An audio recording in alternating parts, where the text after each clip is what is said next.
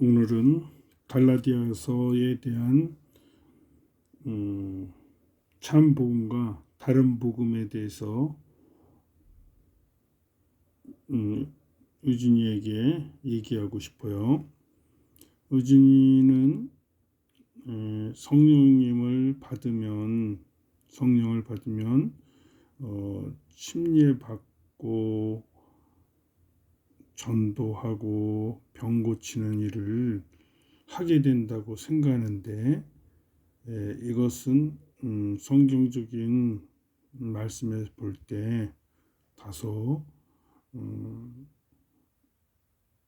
복음에서 우리가 쉽게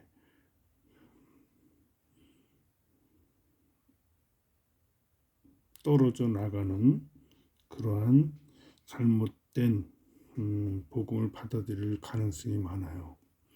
왜 그러냐 하면 할아버지가 의진이 얘기를 들어보니까 방언을 하는 것이 성령을 받으면 일어나는 현상으로 생각하기 때문이에요.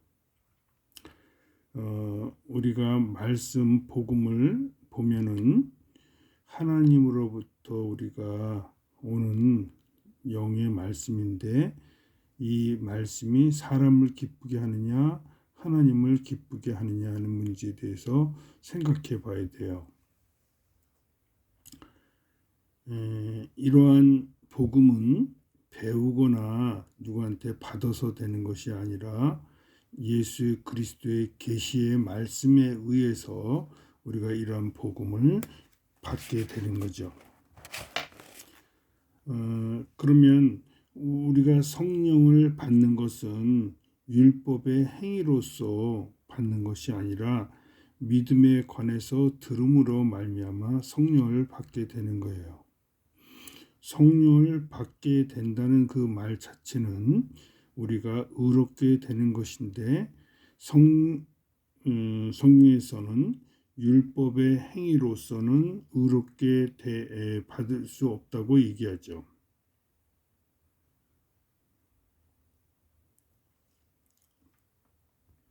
이 당시 갈라디아에 있는 교회에 사도 바울이 이야기할 것들은 침례에 국한되기보다는 할례의 핵심을 두고 있었어요. 할례는 우리가 잘 아는 것처럼 이방인과 유대인을 구별하는 상징적인 그러한 의식이라고 보면 될 것 같아요. 외모로 사람을 취하는 것이죠. 사람의 외모로 취한 그들은 유대교회에서 그 예수님의 12제자의 베드로, 야고보, 요한 이러한 사람들에 의해서 복음이 전파되죠. 그에 비해 이방인들에게 복음을 전파하는 바울과 바나바를 생각해 볼 수 있어요. 우리가 그리스도와 함께 십자가에 못 박혀 죽게 되지만 그럼에도 불구하고 우리가 사는 것은 내가 이제 사는 것이 아니라 그리스도 안에서 예수 그리스도께서 사신다는 거죠. 이것을 우리는 은혜라고 하는데 왜냐하면 율법으로는 의를 이룰 수가 없고 율법은 육체에 썩을 것을 가져다 준다고 얘기해요.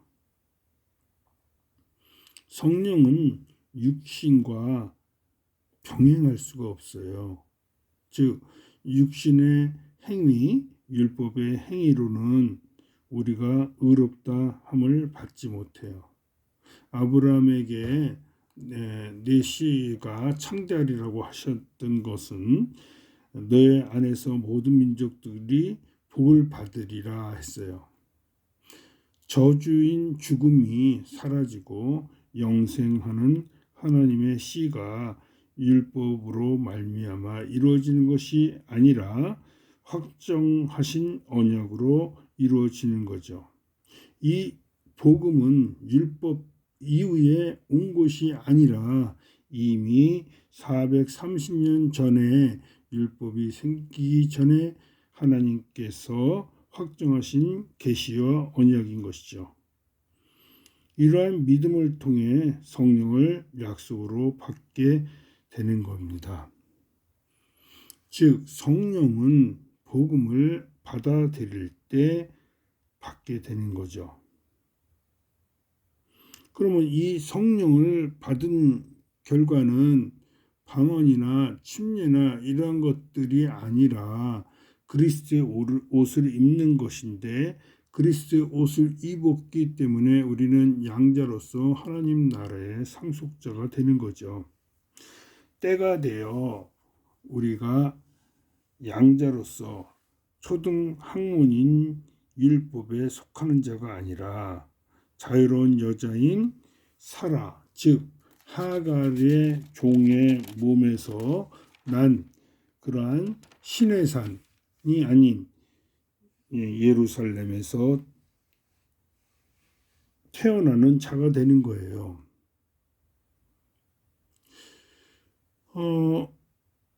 복음의 핵심은 성령님이 이 우리로 하여금 깨닫게 하심인데, 이 성령님은 그리스도의 믿음에 관하여 우리에게 약속하신 말씀을 근거로 하죠.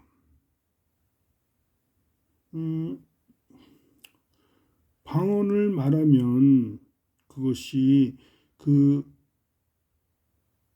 복음, 즉 예수 그리스도의 죽으심을 헛되게 하는 다른 수단으로 사용되기 때문에 잘못됐다고 볼 수 있는 거죠. 하나님의 자녀만이 하나님의 나라를 소유할 수 있게 되는데요. 하나님의 상속자가 되는 그 유일한 방법은 예수 그리스도 외에는 없다는 것이죠. 우리가 예수님이 오시기 전에는 율법의 행위에 얽매여 있고 그 율법의 행위에 종노릇하며 살았어요. 그래서 그 종노릇한 것에서 자유를 얻게 된 것이 예수 그리스도의 약속인데, 그 약속을 통해서 우리는 살게 되는 것이 우리의 성령의 열매가 되는 거죠. 율법의 행위는 우리의 육체에 속한 것들로 대표적인 간음을 들 수 있어요. 간음은 이 우상 숭배를 하는, 하나님을 떠나 예수 그리스도의 죽음을 헛되게 하는 그런 율법의 행위를 생각하면 될 것 같아요. 우리가 다시 율법으로 돌아가지 않아야 하는 이유 중에 하나는 하나님께서 확정하신 그 약속이 율법에 의해서 취소나 무효가 될 수 없다는 이야기예요. 오직 믿음으로 의롭게 된다는 내용이죠. 우리가 믿음으로 의롭게 된다는 그 이야기 속에는 성령님이 함께 하셔야 돼요. 즉 성령님은 복음이 우리에게 전해질 때에 우리로 하여금 성령님이 오시는 것이죠. 축사나 방언이나 침례 같은 것으로 우리가 이 복음의 진리를 증거하는 것은 잘못된 것이죠. 이러한 것들은 오히려 자유자들에게 있어서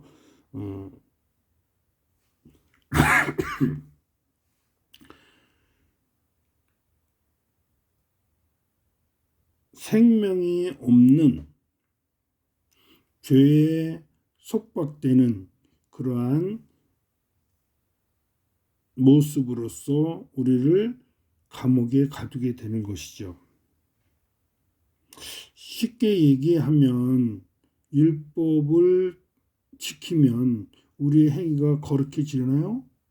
율법을 지켜서 우리가 거듭날 수 있나요? 율법의 행위로 우리가 성경에 나오는 모든 기적을 행한다 하더라도 그것이 정말로 우리가 영존하는 생명을 얻을 수 있는 그러한 길이 되나요? 만약에 그렇게 된다면 그것은 예수님이 십자가에서 죽으심이 헛되게 되는 것입니다. 우리가 거듭나고 새로운 창조물로 된 것은 오직 예수 그리스도의 십자가를 통해서 얻는 것이라고 보면 됩니다. 이것이 참복음이고 그 외에 다른 모든 복음은 거짓 복음이 되는 것입니다. 우리가 중요한 내용 중에 하나는 이 유태인들에게 복음을 전할 때에 그 유태인들은 자기네들만이 구별된 참된 복음을 받아들이고 하나님 앞에서 제대로 부합된 크리스찬이라는 생각을 가졌던 베드로와 야고보 요한을 한번 생각해 보면 여기에 갈라디아에서 항변하고 있는 바울의 서신은 매우 의미 있는 그러한 현재에서 발생하고 있는 방언을 통한 축사에 대한 부분을 다시 한번 생각해 보게 되는 것이죠. 많은 축사를 하는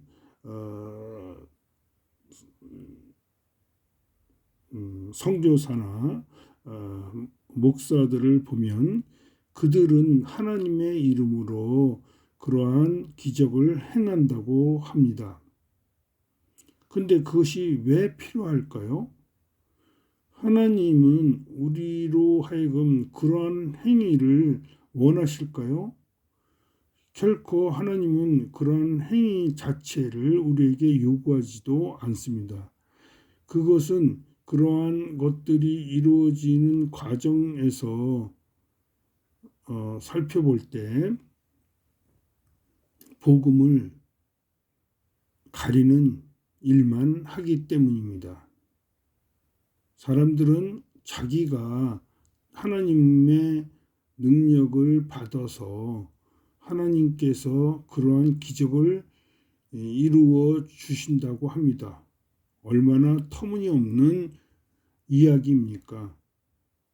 하나님이 왜 예수님을 놔두고 그러한 자들을 통해서 복음이 전파되게 해야만 합니까?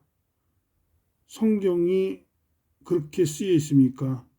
그렇지 않다는 거죠. 성경은 예수 그리스도의 죽음으로 우리가 믿고 그 믿음을 통해서 성령을 받고 그 성령 안에서 열매를 맺어 하나님의 나라의 소망을 가지고 살 수 있게끔 우리로 하여금 이 모든 것들, 육에 속한 것들을 버리라고 이야기하기 때문입니다. 이것이 진리고 복음인 것인데 우리는 새로운 다른 복음을 만들고 있다는 것이 문제라고 보면 됩니다.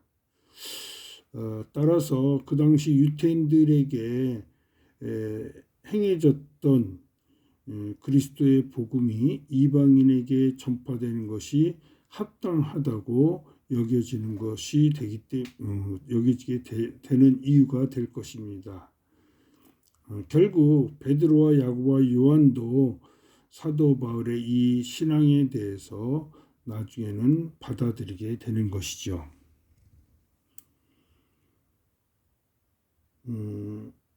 율법을 통해서 행위 통해서 우리가 성경에 나와 있는 여러 가지 이야기들을 보면 사도행전이나 또 예수님의 그 3년 동안의 공생활에 대해서 예수님을 본받다 신앙생활을 하는 것이 바른 성경을 지키는 일이라고 생각하는 사람들이 많습니다.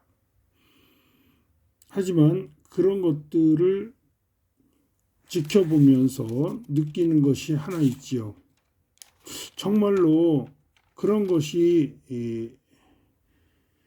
하나님의 말씀을 순종하고 지키는 성도들의 모습일까 하는 것입니다. 아브라함에게 약속하신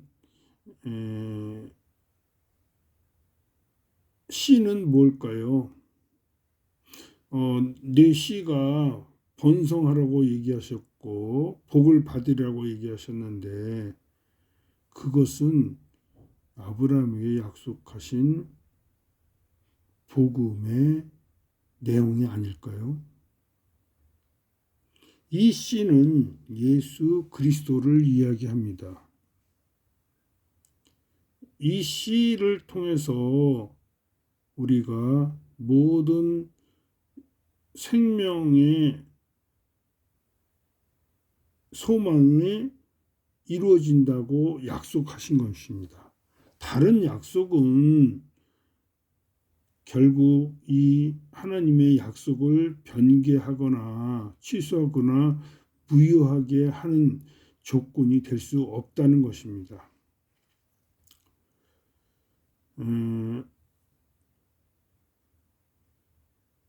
율법은 결국 죄를 깨닫게 하는 몽학선생, 초등학문이라고 얘기하고 어린 아이의 수준의 것이라고 이야기합니다. 즉 율법은 복음으로 가는 과정에서 필요하다는 것이죠. 복음이 들어오면 이와 같은 세상의 것들은 폐기되고 또한 소용이 없게 되는 것입니다. 즉 우리는 율법에 매였을 때는 죄라는 그러한 굴레에 갇혀서 붙잡혀 살게 되는 것이죠.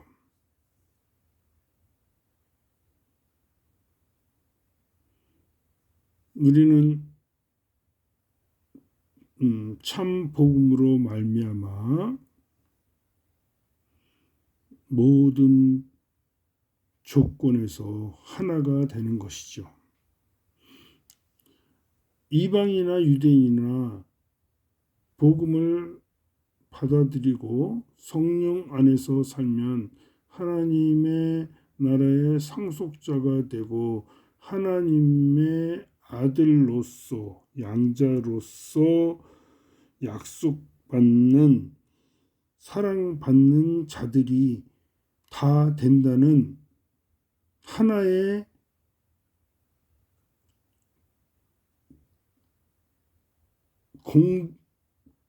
공통되는 속성을 가지는 성도들이 된다는 이야기입니다.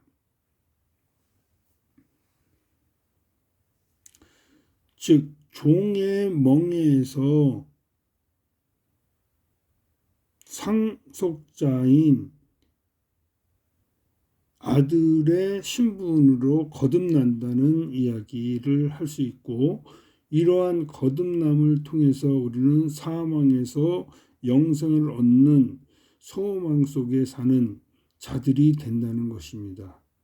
이러한 소망을 가지는 원천은 율법의 행위가 아니라 참 복음인 예수 그리스도의 십자가에서 우리에게 구속의 사명이 이루어진다는 것이죠.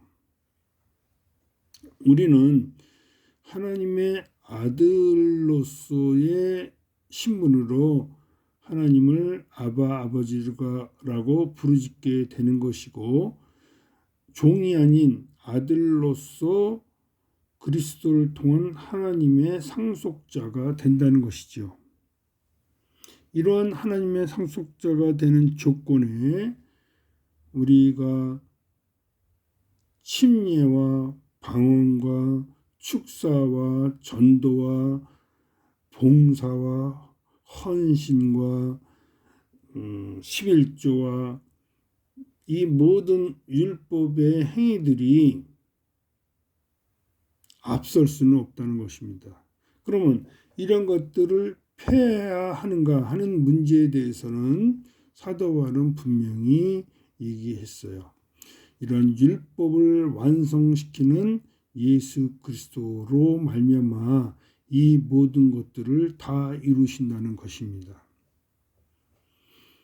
우리가 구약 시대에 제사 지내고 어떠한 안식일을 거룩히 지키고 또 우리가 신약 시대에 와서 교회에 헌금을 내고 봉사하고 전도하고 병 고치고 이러한 모든 행위들이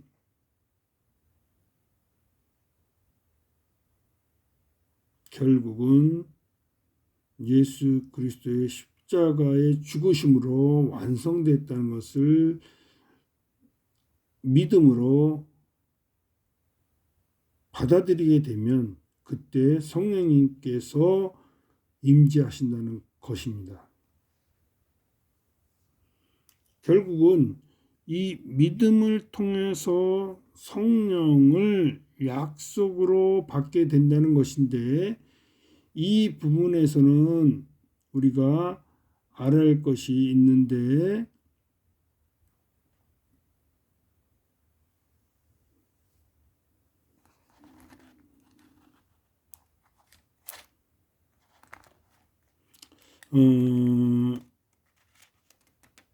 율법 아래에 속한 자들은 아브라함의 시대에 하갈과 사라에게서 난 이스마엘과 이삭을 생각하면 우리가 아브라함의 씨에서 참 복음과 다른 복음을 구별할 수 있다는 것이죠. 즉 약속으로 된 것이냐, 약속이 아닌 속박으로 된 다른 복음이냐 하는 것이죠. 이 둘은 어떻게 보면 같은 존재라고 볼 수 있어요. 하나는 시내 산이고 하나는 예루살렘이고, 또한 아브라함의 씨라는 그러한 속성에서 보면 이스마엘이나 이삭이나 다를 바 없어요. 둘 다 씨예요. 즉 자식이에요. 아이예요. 그렇게 보면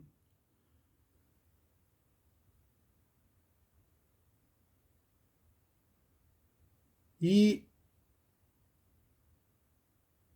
이삭과 이스마엘이 육체를 따라 태어난 자냐, 성령을 따라 태어난 자냐의 차이가 있죠. 우리가 중요한 것은 율법은 복음에 의해서 내쫓아야 됩니다.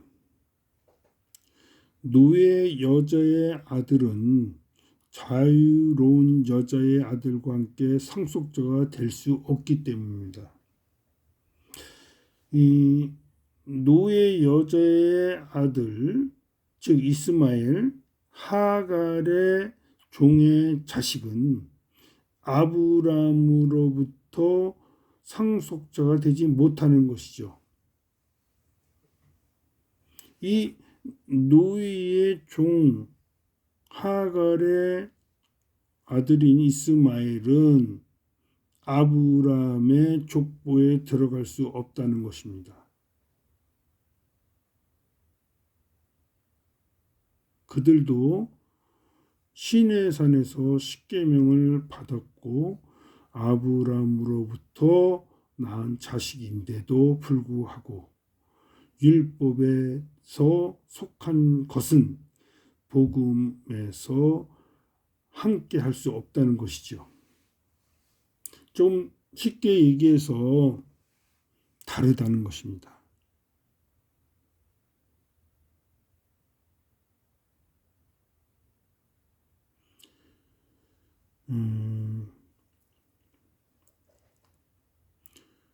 이걸 역설적으로 이야기한다면 율법으로 의롭게 된다는 가능성이 있다면 1%라도 있다면 그리스도께서 아무런 효력이 없게 되고 우리 믿는 자들은 이 은혜에서 떨어져 나간다는 것이죠. 우리는 성령, 즉 믿음을 받아들이면 그 믿음으로 의의 소망을 가지게 되는데 우리가 그리스도로 복음을 얻었는데 다시 다른 조건을 가지고 성령을 받았느냐 안 받았느냐 이야기하는 것 자체가 효력이 없다는 것이죠. 다시 거듭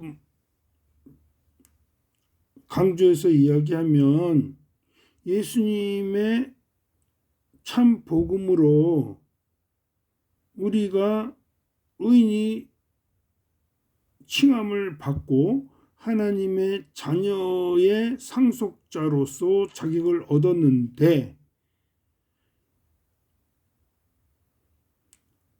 예수님을 본받아 방언하고 병고침하고 침례받고 전도하고 봉사하고 안식일을 거룩히 지키고 11조를 하는 것이 헌벌을 하는 것이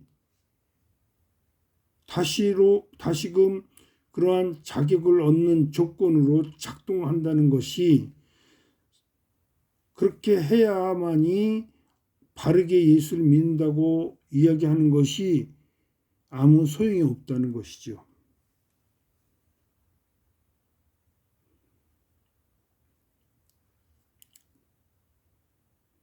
따라서 우리는 이웃을 사랑하라는 말씀과 하나님을 사랑하는 말씀을 통해서 우리가 사랑을 실천하게 되는데요.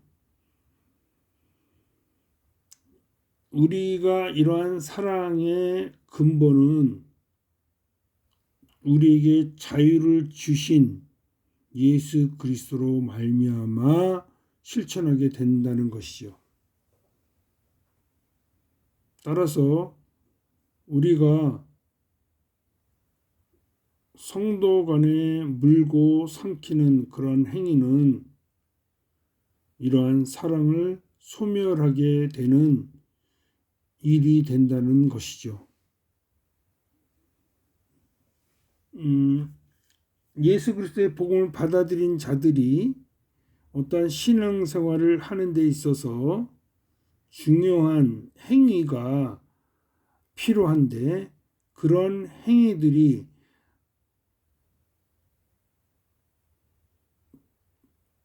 그 기준이 예수 그리스도의 복음 안에서 비롯되어야 된다는 이야기입니다. 예수님의 그 복음을 통해서 그 복음에 감사함에 우리가 자유함을 얻었고 그 자유함의 핵심은 죽음에서 죽을 수밖에 없는 우리를 다시 영적인 영생으로 영원히 하나님의 자녀가 되는 권세를 얻게 해주는 복음이 그 핵심이 되어야 된다는 것입니다. 우리는 이러한 하나님의 말씀에 비추어 육신의 욕심을 버리게 되는 것이죠. 육신의 욕심은 성령과 대적하게 됩니다.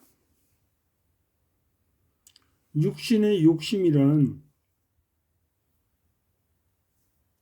하나님의 성령과 대적되어 자신의 행위를 통해서 하나님의 은사가 나타나고 남보다 더 영적이고 신령한 방언을 말하며 또한 남들보다 더 기도와 성경 말씀의 구독과 또 더 많은 사람을 전도한다는 것에서 자랑을 한다면 이것은 육신의 욕심을 이루려는 잘못된 신앙이라는 것이죠. 그러한 행위를 통해서 하나님의 복음을 다른 복음으로 바꾸는 자들의 그 안에는 성령의 인도하심을 받는 것이 아니라 율법의 권위 아래 있어서 그 율법의 규례와 법도를 근거로 그러한 행위를 한다는 것이죠.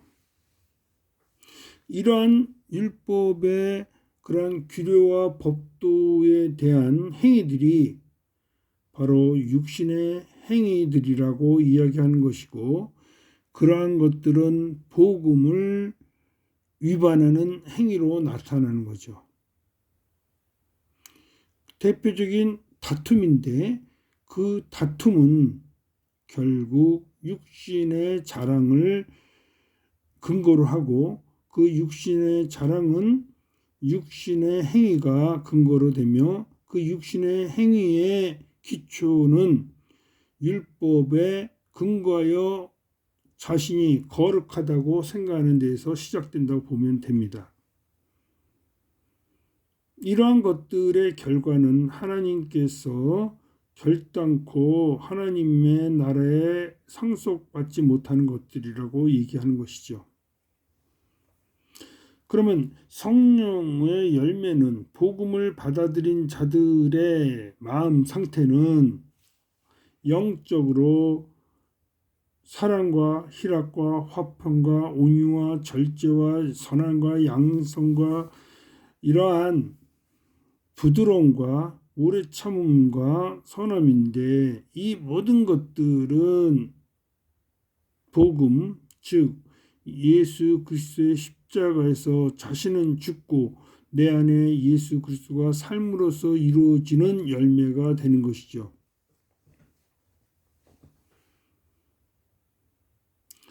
우리는 율법적인 그 인간 육신에 속한 애착들과 그 다음에 이생의 자랑과 안목의 정욕과 육신의 정욕들 이런 것들은 이미 십자가에 못 박혀야 된다는 것입니다. 우리가 못 박혀야 할 것들을 다시 거기에 관심을 가지고 그것들을 지키기 위해서 노력하고 애쓰는 그 모습이 결국 성령을 거스리는 것이죠. 우리의 헛된 영광을 구하기 위해서 이러한 성령이 아닌 율법의 행위로 서로를 노엽게 하고 서로를 시기하게 되는 것은 헛된 영광을 추구하는 것이라는 것이죠. 따라서 이러한 잘못된 것에 빠진 성도들에게 자신을 살펴보도록 하고 그들을 회복시키기 위해서 우리는 서로의 짐을 지고 그들에게 그리스도의 법을 성취시켜야 한다는 것이죠.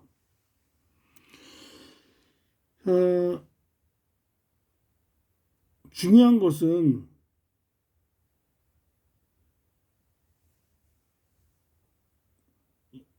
사람들은 이러한 율법적인 행위를 통해서 자기가 스스로 무엇인가가 되는 것처럼 생각하는 것은 자신을 속이는 일이라는 것이죠.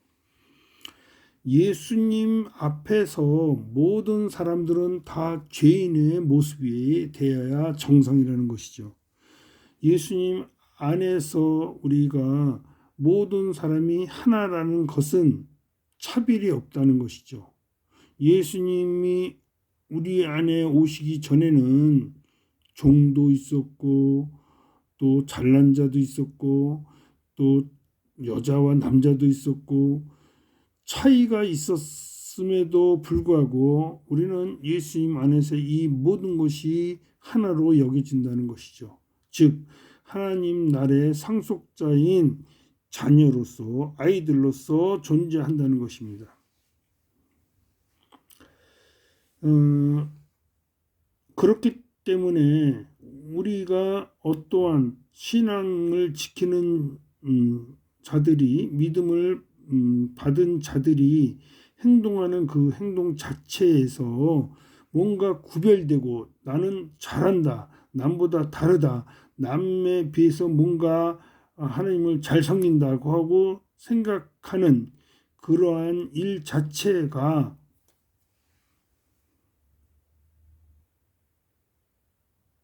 잘못됐다는 것입니다.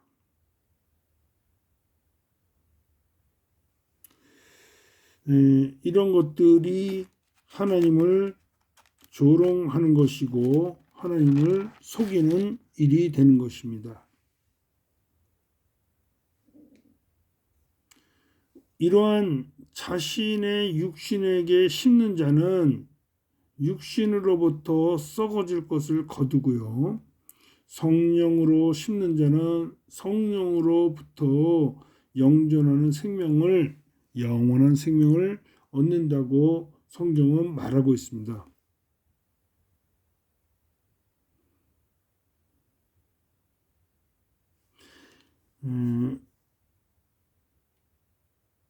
세상에 육신에 속한 일을 볼 때에는 예수님의 복음은 율법의 행위와 비교해 볼 때 인간의 외모적인 모습에서는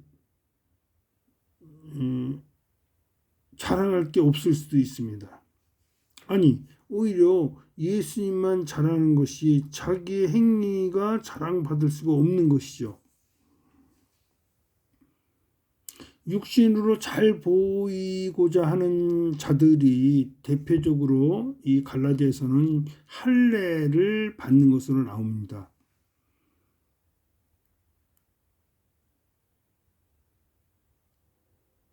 이 할례 받는 자들은 육신의 자랑을 위해서 받는다는 것이죠. 이와 비슷한 것들이 바로 우리가 자신의 육신을 자랑하기 위해서 침례를 받고 방언을 하고 전도를 하고 병고침을 하고 11조를 하고 주일을 성수하고 헌물을 내고 교회에 봉사하고 교회에 출석을 열심히 하는 것, 그 다음에 교회를 건축하는 것, 이런 것으로 자신을 자랑하려고 한다는 것이 문제죠. 우리는 그리스도의 십자가 외에는 어떤 것도 자랑할 수 없다고 얘기함에도 불구하고 이 그리스도의 십자가 외에 다른 것을 자랑하고 있다는 것입니다. 그리고 그것들을 하지 못하는 것들을 비난하고 잘못되고 참 복음이 아니라고 핍박하고 그들을 대적한다는 것이죠. 그것을 지키고 안 지키고는 예수 그리스도 안에서는 아무 효력이 없다는 것이죠. 그러한 것들을 하고 안 하고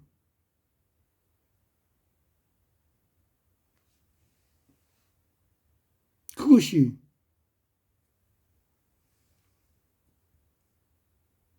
그분 앞에서 십자가 못 박혀 죽은 예수 그리스도 앞에서 무슨 의미가 있는 것이죠.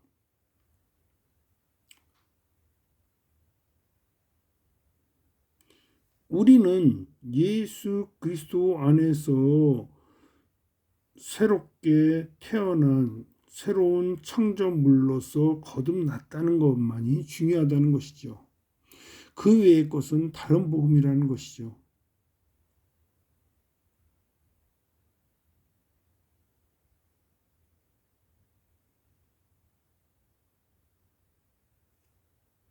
따라서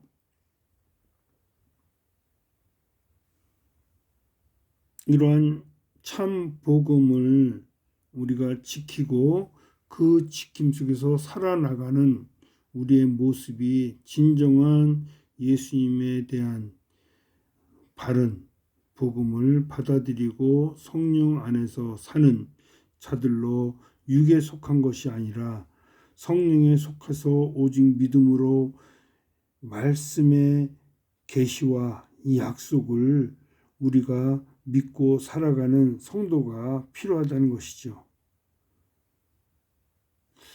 이러한 모습들 속에서 우리가 신앙을 바로 지켜나가야 하는 것이 중요한데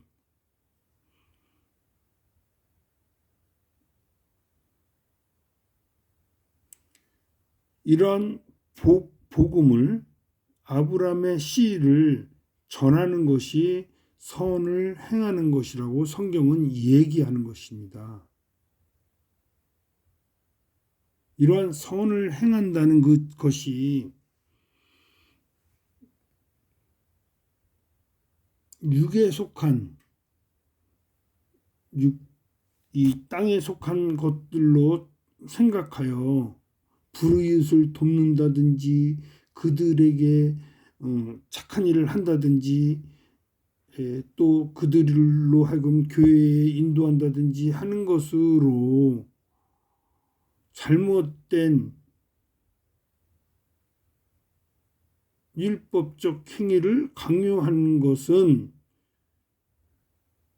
소경이 소경을 인도하는 결과가 된다고 보면 되겠습니다. 그래서 우리가 이웃에게 선을 행하는 것도 이러한 복음의 말씀을 그들에게 전하는 것이 선이고 복인 것입니다. 내 안에서 모든 민족들이 복을 받으리라 하는 것은 사망의 저주에서 복음인 복의 근원이신 예수 그리스도를 통해 성령님 안에 거하게 되어 영생 얻는 새로운 창조물로 거듭나는 것을 의미한다고 보면 되겠습니다. 이야기의 핵심은 분명하게 나의 육신의 자랑이 다른 사람과 비교해서 월등하거나 제대로 믿고 있다고 생각하는 착각에서 빨리 벗어나야 한다는 것입니다.